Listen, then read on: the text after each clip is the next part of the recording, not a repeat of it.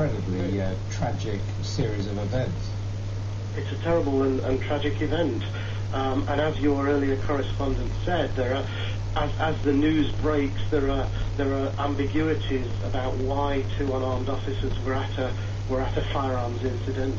There was clearly a big operation looking for the suspect, but why two officers stumbled into a shooting zone is still an open question.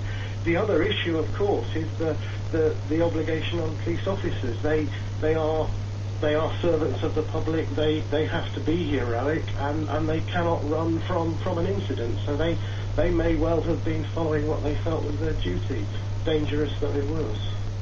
And the other thing that strikes me is that I think the first murder took place in May, the second one in August, all in the Manchester region, and yet the police unable to find this suspect, who was only apparently arrested today following a routine police incident. I mean, and it seems strange that he was able to stay in the area and not be apprehended.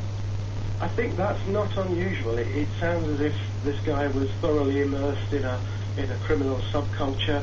There is a strong ethic of not grassing in that kind of criminal gang culture. So the police would have been getting relatively little cooperation from people, and maybe anyone who was not gang involved was simply intimidated into silence. I think it points to another issue. I mean, I guess I'm a member of the Gun Control Network, and we're concerned about the proliferation of firearms, illegal firearms in our cities.